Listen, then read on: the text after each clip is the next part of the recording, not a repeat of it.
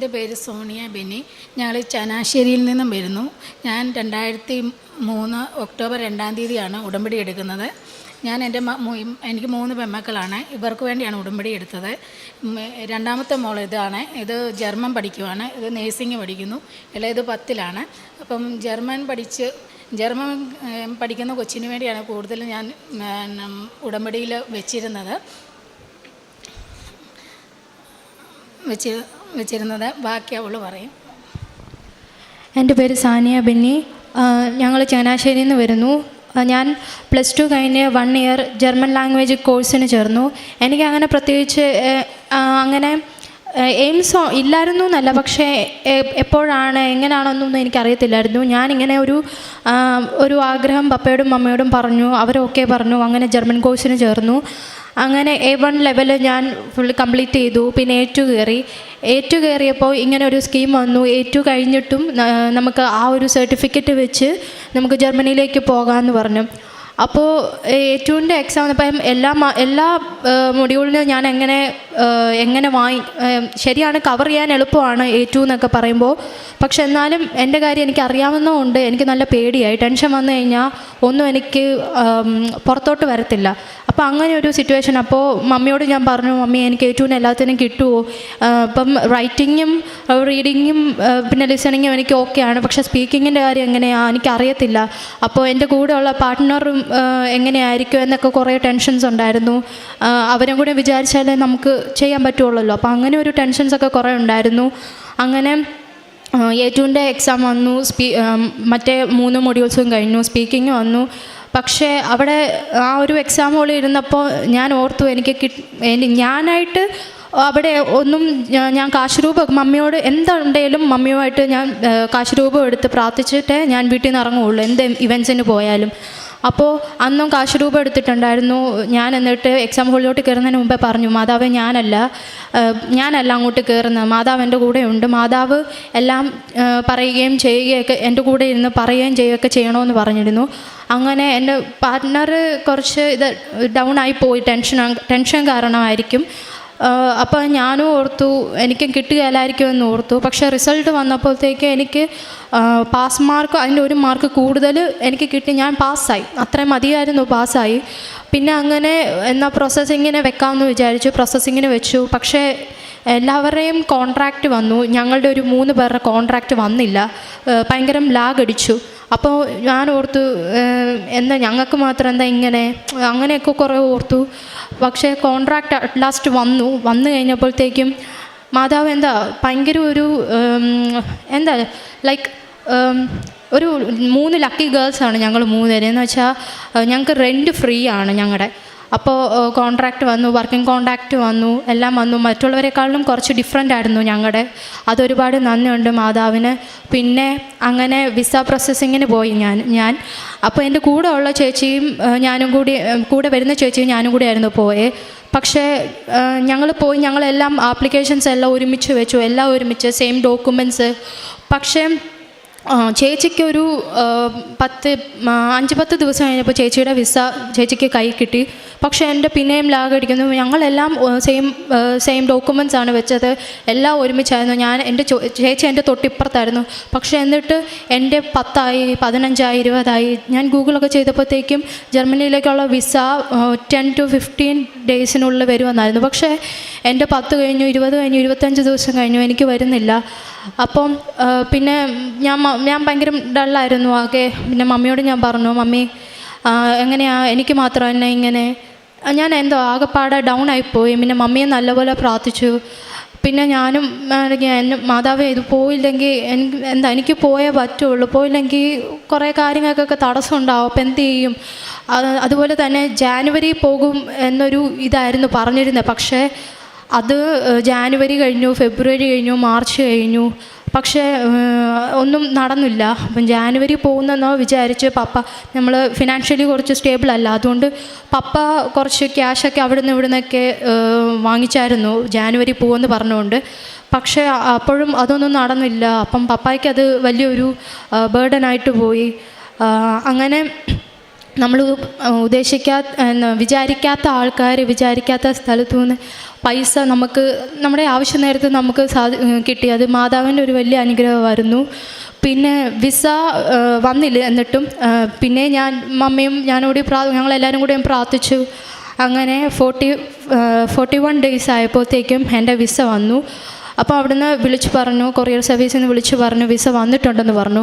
പിന്നെ എൻ്റെ അടുത്ത ടെൻഷൻ എന്ന് പറയുന്നത് ഡേറ്റ് എങ്ങനെയായിരിക്കും, ഡ്യൂറേഷൻ എങ്ങനെയായിരിക്കും സ്റ്റാർട്ട് ചെയ്യേണ്ടത്. എനിക്ക് ജൂൺ 1 ഈ മന്ത് ജൂൺ 1 എനിക്ക് അവിടെ വർക്ക് തുടങ്ങേണ്ടത്. ഞങ്ങളുടെ ഡ്യൂട്ടി ജൂൺ 1 തുടങ്ങും. പക്ഷേ എന്നിട്ട് എനിക്ക് മെയ് 30 ആയിട്ടും എനിക്ക് വിസ കിട്ടുന്നില്ല. ഭയങ്കര ടെൻഷനായിപ്പോയി.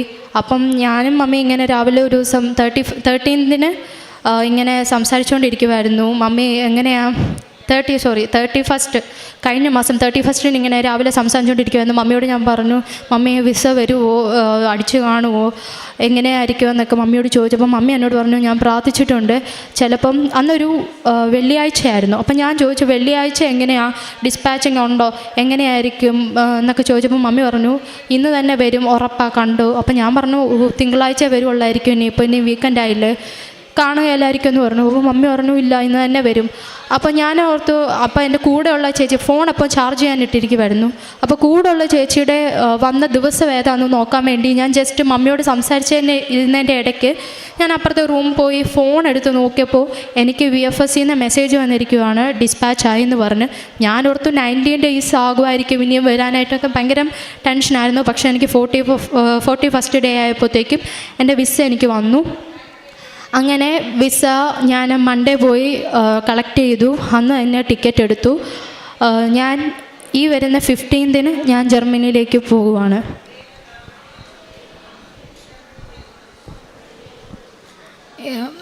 ഇവർക്ക് പോകാൻ വേണ്ടി ഫിനാൻഷ്യലി ഞങ്ങൾ സ്റ്റേബിൾ അല്ലെന്ന് പറഞ്ഞില്ലേ. അപ്പോൾ ആദ്യമേ എൻ്റെ ചേട്ടായി കുറച്ച് രണ്ട് വ്യക്തികളോട് 1,80,000 രൂപ പലിശയ്ക്ക് മേടിച്ചായിരുന്നു. 3 ലക്ഷം രൂപ നമ്മൾ ഇത് പ്രോസസ്സിങ് തുടങ്ങുമ്പം കോണ്ടാക്റ്റ് വരുമ്പം കൊടുക്കണമായിരുന്നു. അപ്പം ജനുവരി പോകുമെന്ന് പറഞ്ഞാൽ നമ്മൾ ആ പൈസ കളക്ട് ചെയ്തു. ജനുവരി പോയില്ല. ആ പൈസ ഇരുന്നു. മൂത്തവൾ നേഴ്സിംഗ് പഠിക്കുവാണ്, അവൾക്കും ക്യാഷ് ഇറങ്ങുമ്പോഴത്തേക്ക് വേണമായിരുന്നു. അതിൽ നിന്ന് അവൾക്കുള്ള ഫീസും എല്ലാം എടുത്ത് അടച്ചു.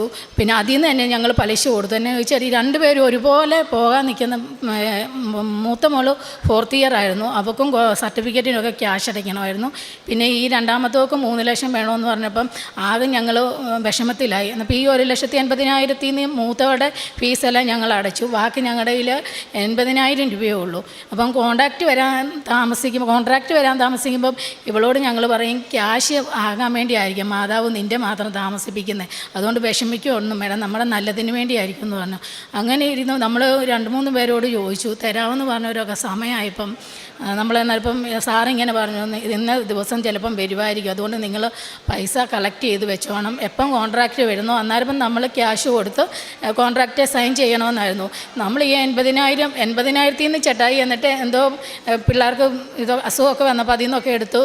എൻ്റെ ഹസ്ബൻഡ് ഒരു ഓട്ടോക്കാരനാണ്, ഞങ്ങൾ റെൻറ്റിനാണ് താമസിക്കുന്നത്. ഞാനൊരു ക്യാൻസർ പേഷ്യൻ്റാണ്. എന്നിപ്പം വീട്ടു ചിലവ്, റെൻറ്റ്, പിന്നെ ചേട്ടായി ഓട്ടോ എടുത്തിരിക്കുന്നത് എന്നാണ് EMI വഴിയാണ്. അത് വീട്ടു ചിലവ് എല്ലാം കൂടി നമുക്ക് പാടായിരുന്നു. അന്നേരപ്പോഴത്തേക്ക് ഇങ്ങനെ വിഷമിച്ചുകൊണ്ടിരുന്നപ്പോഴത്തേക്ക് ഞാൻ എന്നിട്ട് എന്നും മാതാവിനോട് പ്രത്യക്ഷീകരണ പ്രാർത്ഥന ചെല്ലുമ്പം പ്രാർത്ഥിക്കും, എൻ്റെ അമ്മേ മാതാവ് എനിക്ക് എങ്ങനെയാണെന്നറിയത്തില്ല, എൻ്റെ കൊച്ചിന് 3 ലക്ഷം രൂപ അടയ്ക്കണം, ആരോട് ചോദിക്കണമെന്ന് അറിയത്തില്ല. എന്നപ്പോൾ ഒരു വ്യക്തി നമ്മളോട് ഇങ്ങോട്ട് പറഞ്ഞു, നിനക്ക് എന്നെ പലിശയ്ക്ക് എന്നാലും പറഞ്ഞു കൊച്ചിൻ്റെ ആവശ്യം വരുമ്പോൾ നിനക്ക് 2 ലക്ഷം രൂപ തരാമെന്ന് പറഞ്ഞു. നമ്മളതും പ്രതീക്ഷിച്ചുകൊണ്ടിരുന്നു. കോൺട്രാക്റ്റ് വരാൻ 2 ആഴ്ചയ്ക്ക് മുമ്പേ ഞാൻ ചെന്ന് പുള്ളിയോട് ചോദിച്ചപ്പം ഇല്ല നടക്കത്തില്ലെന്ന് പറഞ്ഞു. ആകെപ്പാടെ ഇങ്ങനെ സങ്കടത്തിലായിപ്പോയി. അപ്പോൾ ഇങ്ങനെ ഞാൻ എന്നിട്ട് മാതാവിനോട് പ്രാർത്ഥിച്ചു, മാതാവ് എനിക്ക് തരണം, എൻ്റെ കൊച്ചിന് പോകണം. അപ്പോൾ ഈ പ്രോസസ്സിങ് തുടങ്ങുന്നതിന് മുമ്പേ ഞങ്ങളിവിടെ വന്ന് പ്രാർത്ഥിച്ചു, മാതാവിനോട് പറഞ്ഞു, മാതാവേ ഞങ്ങൾ പ്രോസസ്സിങ്ങിന് കൊടുക്കുക, എന്നെങ്കിലും നിനക്ക് ഇഷ്ടമുണ്ടെന്നുണ്ടെങ്കിൽ ഇത് സ്മൂത്തായിട്ട് മുന്നോട്ട് പോകണം, ഇല്ലെന്നുണ്ടെങ്കിൽ എന്തെങ്കിലും തടസ്സം വന്നത് അത് മാറ്റിത്തരണമെന്ന് പറഞ്ഞു. പക്ഷേ എല്ലാ കാര്യങ്ങളും കോൺട്രാക്റ്റ് വരാൻ സമയമായി. അപ്പം ഞാൻ പറഞ്ഞു, മാതാവ് നിന്നോട് ചോദിച്ചിട്ടല്ലേ ഞങ്ങൾ കൊടുത്തത്, അപ്പോൾ ഞങ്ങൾക്ക് ഈ ക്യാഷിനുള്ളൊരു വഴിയും കൂടിയും കാണിച്ചു തരണമെന്ന് പറഞ്ഞു. അപ്പം വ്യക്തികൾ ആരെയും തരുന്ന ലക്ഷണമൊന്നുമില്ല. ഇപ്പം ചേട്ടായി പറഞ്ഞു ആരെങ്കിലും മുഖേന കിട്ടണമെന്ന് നീ പ്രാർത്ഥിച്ചത് മാതാവ് കാണിച്ചു തരും. ഇപ്പം ഇങ്ങനെ ഇരിക്കുമ്പോഴത്തേക്ക് ഒരു ദിവസം എൻ്റെ ഫോണിൽ ഇങ്ങനെ നമ്മുടെ ഫോണിൽ ഇങ്ങനെ വരുമല്ലോ, പേഴ്സണൽ ലോൺ എന്ന് പറഞ്ഞ് വരുമല്ലോ. അപ്പം അതൊക്കെ ചിലതൊക്കെ ഫേക്കാണ്. അപ്പോൾ ഞങ്ങളുടെ അടുത്തുള്ളൊരു ബാങ്കിൽ നിന്ന് ലോൺ അക്കൗണ്ട് എടുത്തിട്ടുണ്ടായിരുന്നു.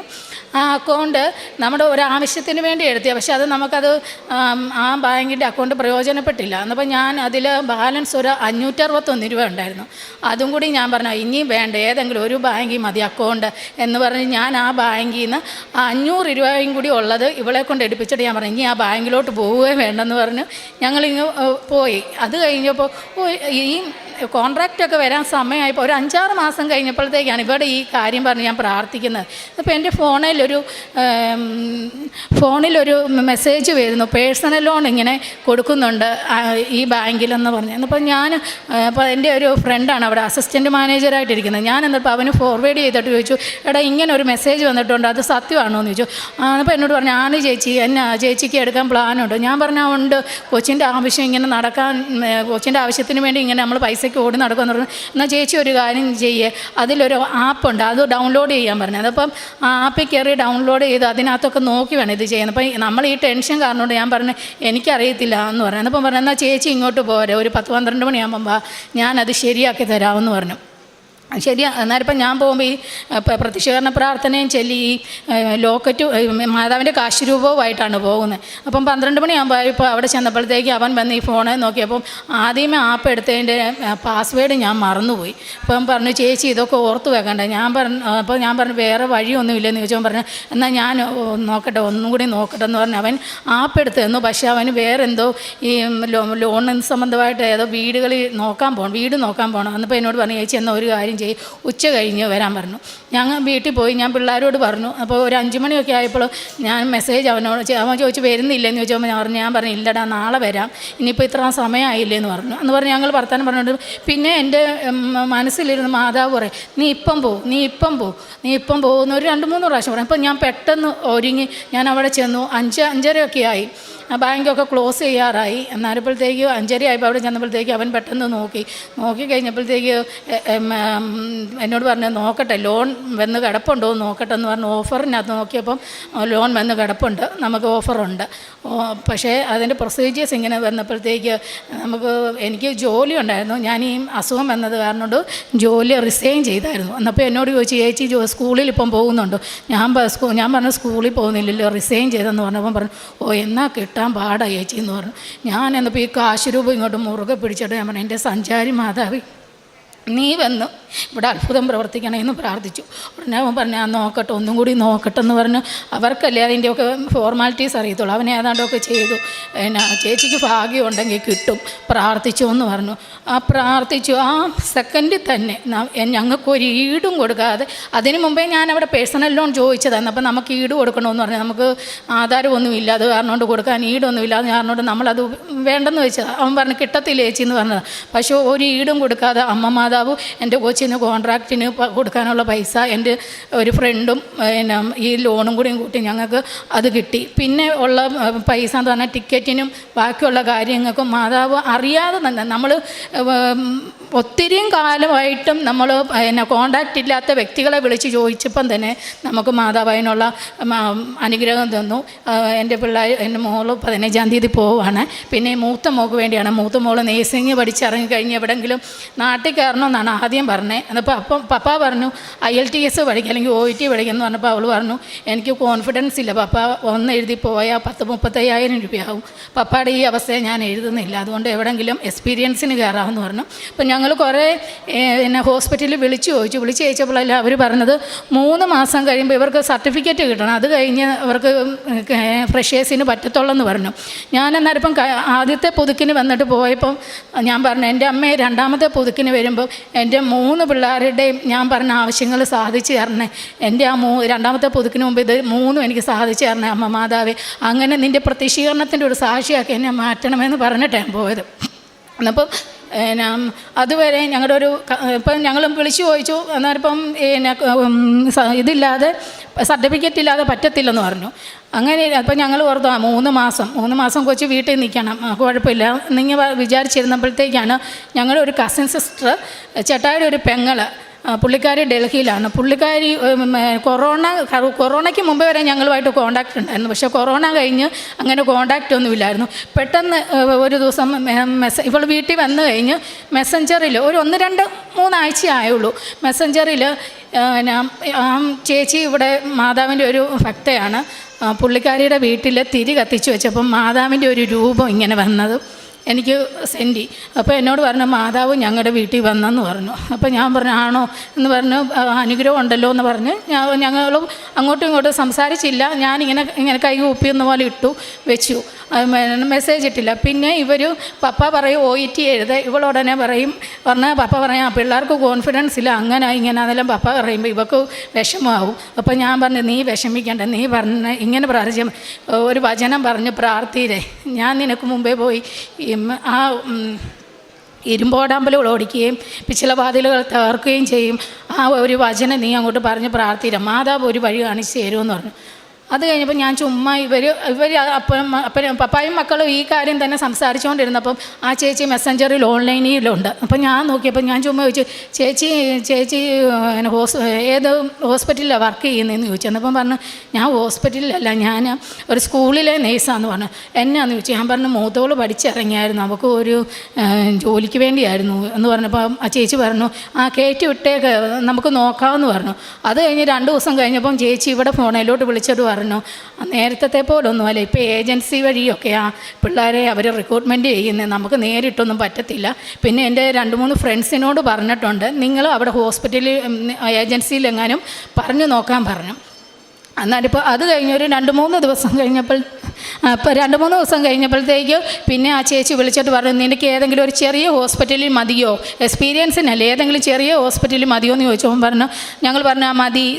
അപ്പോൾ സാലറി ചോദിച്ചപ്പോൾ പറഞ്ഞാൽ 10-20 രൂപ കിട്ടുമായിരിക്കും എന്നിങ്ങനെ പറഞ്ഞു. അപ്പം ഇവക്കൊരു വിഷമമെന്ന് പറയുന്നത് ചെറിയ ഹോസ്പിറ്റലിൽ കയറി അവരെ എക്സ്പീരിയൻസ് സർട്ടിഫിക്കറ്റ് കിട്ടുമോ എന്നുള്ളൊരു ഡൗട്ടായിരുന്നു. അപ്പോൾ ആ ചേച്ചി പറഞ്ഞു എടി ഒത്തിരി ചെറിയ ഹോസ്പിറ്റലില്ല, പിന്നെ മാക്സൊക്കെ പോലെ അത്ര ഫേമസ് അല്ലെന്ന് പറഞ്ഞു. എന്നപ്പോൾ ഞങ്ങൾ പറഞ്ഞു ഓക്കെ എന്ന് പറഞ്ഞു. അപ്പോൾ അത് കഴിഞ്ഞപ്പോൾ ഇവർക്ക് ഞങ്ങളുടെ ഒരു കസിൻ്റെ മനസ്സമ്മതത്തിന് എൻഗേജ്മെൻറ്റിന് പോകാൻ നേരത്തേക്ക് ഒരു 12 മണിയായി ഞങ്ങൾ ഒരുങ്ങിക്കൊണ്ടിരുന്നപ്പോൾ ഇവർക്ക് ഒരു കോള് വന്നു. ഡൽഹിയിലുള്ള മേദാന്ത ഹോസ്പിറ്റലിൽ നിന്ന് ഒരു ഇൻ്റർവ്യൂ ആയിരുന്നു. അവൾ പ്രിപ്പയർഡ് അല്ലായിരുന്നു, പക്ഷേ ചോദിച്ചതിനൊക്കെ ഉത്തരം പറഞ്ഞു. അത് കഴിഞ്ഞ് 2 ദിവസം കഴിഞ്ഞപ്പോൾ ഇവൾ പറഞ്ഞു മമ്മി ഞാൻ ഇച്ചിരി പെപ്പപ്പൊക്കെ വെച്ചിട്ടുണ്ട്, പെട്ടെന്ന് വിളിച്ച കാരണം കൊണ്ട് പറയാൻ പറ്റിയില്ല, അതുകൊണ്ട് എങ്ങനെയാണെന്ന് അറിയത്തില്ലെന്ന് പറഞ്ഞു. അത് കഴിഞ്ഞ് 2 ദിവസം കഴിഞ്ഞപ്പോൾ അവർ വേറൊരാൾ അവിടുന്ന് തന്നെ വിളിച്ചു, അതിനും ഇവൾ പാസ്സായി. പിന്നെ 3ാമത് വിളിച്ചു, അതിനും പാസ്സായി. പിന്നെ ഒരു ഓൺലൈൻ എക്സാം ഉണ്ടായിരുന്നു, അതും എഴുതി പാസ്സായി. 4ാമത് അവരുടെ മെയിൻ HR വിളിച്ചിട്ട് എല്ലാം ചോദിച്ചു. അത് കഴിഞ്ഞപ്പോഴത്തേക്ക് അവർ വൈകുന്നേരം ആയപ്പോഴത്തേക്ക് ഓഫർ ലെറ്റർ വിട്ടു, നമ്മുടെ സാലറി ഉൾപ്പെടെയുള്ള ഓഫർ ലെറ്റർ ഇട്ടു.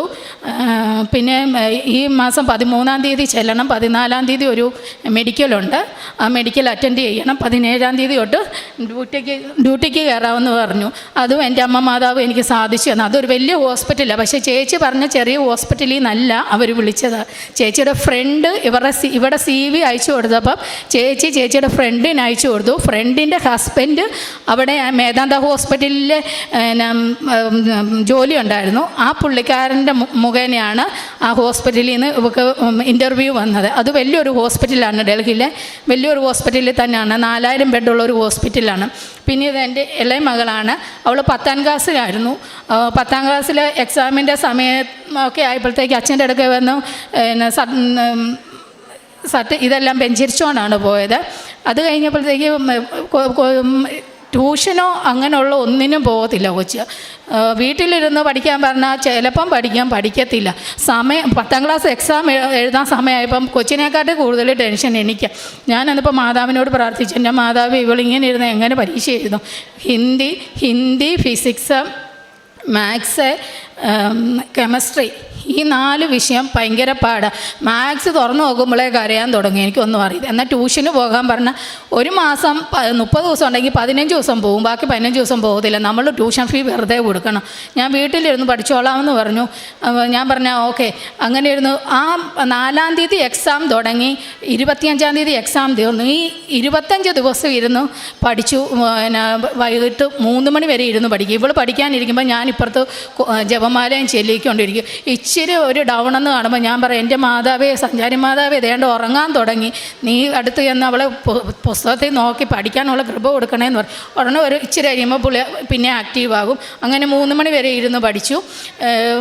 പിന്നെ പരീക്ഷയ്ക്ക് പോകുമ്പം ഞാൻ പരീക്ഷയ്ക്ക് പോകുമ്പോഴത്തേക്ക് ലോക്കറ്റും കൊടുത്ത് തേനും മാതാവിൻ്റെ തൈലവും നെറ്റിയിലെല്ലാം തേച്ചാണ് കൊടുത്തു വിടുന്നത്.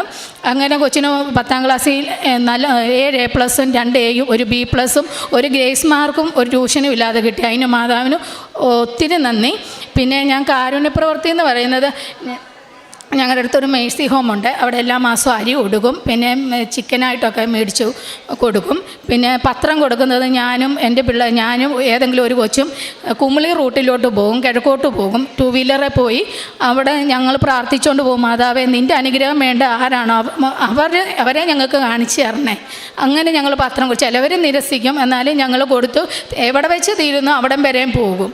ചിലപ്പോൾ ഞങ്ങൾ കുമിളി വരെയും പോയിട്ടുണ്ട്, ചിലപ്പോൾ മുണ്ടക്കയം, ചിലപ്പോൾ പട്ടുമല, അവിടം വരെ ഞങ്ങൾ അങ്ങനെ പത്രം കൊടുക്കുന്നത്. ഇതെല്ലാം തന്നെ അമ്മ മാതാവിന് 1000 നന്ദി. മനുഷ്യൻ പദ്ധതികൾ വിഭാവനം ചെയ്യുന്നു, എന്നാൽ അന്തിമമായ തീരുമാനം കർത്താവിൻ്റേതത്രേ. തിരുവചനം അരുളി ചെയ്യുന്നു.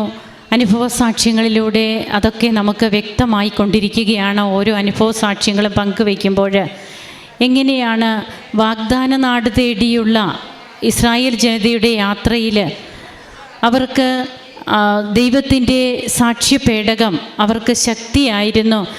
എല്ലാ പ്രതിബന്ധങ്ങളെയും തരണം ചെയ്യുവാൻ സാധിച്ചത് ആ സാക്ഷ്യപേടകത്തിൻ്റെ ബലത്തിലാണ്, ശക്തിയിലാണ്, ദൈവത്തിൻ്റെ സാന്നിധ്യമായിരുന്നു. അപ്പോൾ ഇന്ന് തൻ്റെ മക്കളെയും കൊണ്ട് ഈ അമ്മ ഇവിടെ വന്ന് സാക്ഷ്യം പറയുമ്പോൾ തങ്ങൾക്ക് എത്രയാണ് തങ്ങൾക്ക് പ്രതിസന്ധികൾ ഉണ്ടായിരുന്നതെന്നും അതൊക്കെ എങ്ങനെ തരണം ചെയ്തു. ഒരു മകൾക്ക് ജർമ്മനിക്ക് പോകുവാനുള്ള കാര്യങ്ങളൊക്കെ, അതിനൊക്കെ ഉണ്ടായിരുന്ന ബുദ്ധിമുട്ടുകൾ, പേഴ്സണൽ ലോൺ പോലും കിട്ടില്ല എന്ന് പറഞ്ഞിടത്തൊക്കെ പിന്നീട് അവിടുന്ന് തന്നെ പേഴ്സണൽ ലോണൊക്കെ ലഭിക്കാനുള്ള സാഹചര്യങ്ങൾ, ഒരു സെക്യൂരിറ്റിയും ഇല്ലാതെയൊക്കെ തന്നെ. അതുപോലെ തൻ്റെ മൂത്ത മകളുടെ ജോലി കാര്യം, ഒത്തിരിയേറെ പഠനത്തിൽ പല സബ്ജക്റ്റുകൾക്കും പുറകിലായിരുന്ന ആ മകൾ എങ്ങനെയാണ് 10th നല്ല മാർക്ക് വാങ്ങിച്ച് ജയിക്കുന്നത്. അങ്ങനെ ഉടമ്പടിയിലൂടെ ഓരോ നിമിഷവും ദൈവം നമ്മെ അനുഗ്രഹിച്ചു കൊണ്ടിരിക്കുകയാണ്. നമുക്ക് കരങ്ങളടിച്ച് ഈശോയ്ക്കും അമ്മയ്ക്കും നന്ദി പറയാം. യേശുവേ നന്ദി, യേശുവേ സ്തുതി, യേശുവേ ആരാധന.